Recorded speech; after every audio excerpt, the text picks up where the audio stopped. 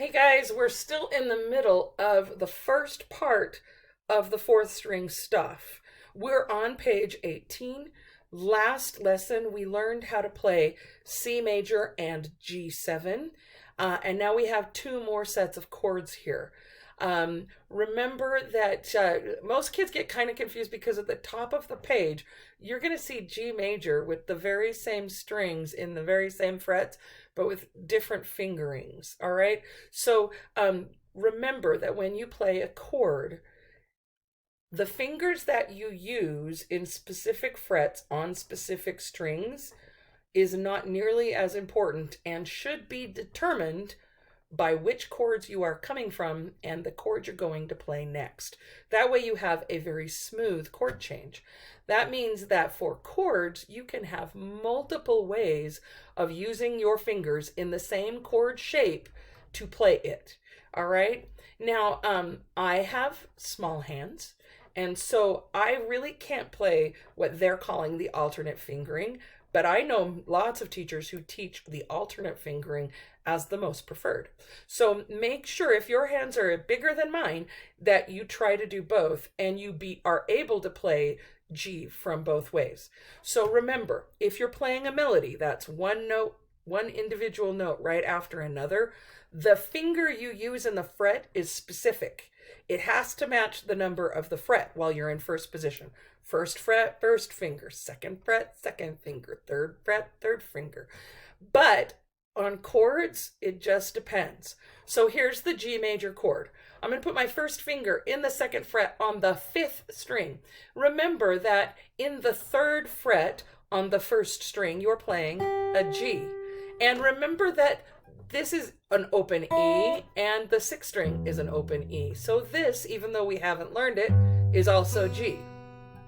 Yeah? All right, so this is G major. First finger, second fret, fifth string, second and third fingers in the third fret on the first and the sixth strings. All six strings strumming together, okay?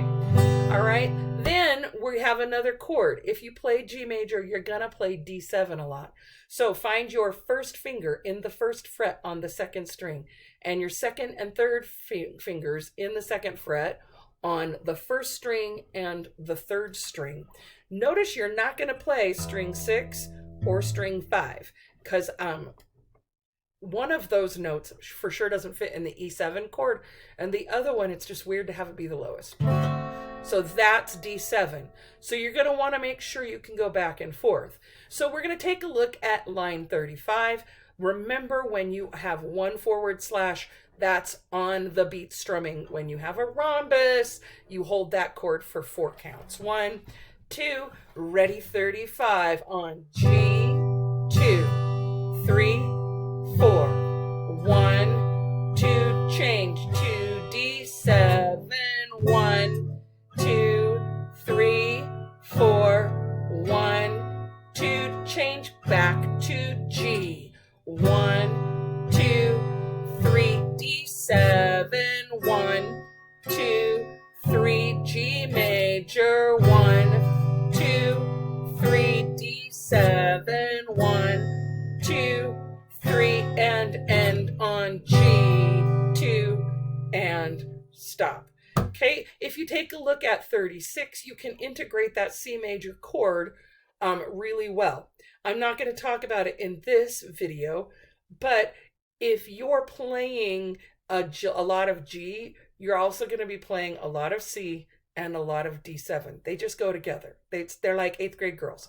They have their own little pack, right? So here's 36. 1, 2, ready, G major. 1, 2, 3, change to C. 1, 2, 3, D7. 1, 2, 3, and back to G, 2, and stop.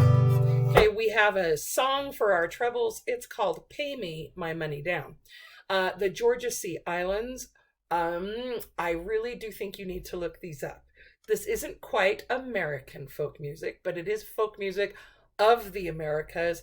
And as such, we would expect there to be sadness and heartache. And for sure, this is somebody who's not getting paid. So what do you do? Remember, singers are going to need at least a measure before of the first chord so they know what your tempo is and what the pitch they're going to start singing on it. 1, 2, ready, and start. Pay me, oh pay me, pay me my D7 down, second line. Pay me or go to jail. Pay me my G major down and stop. That's beautiful.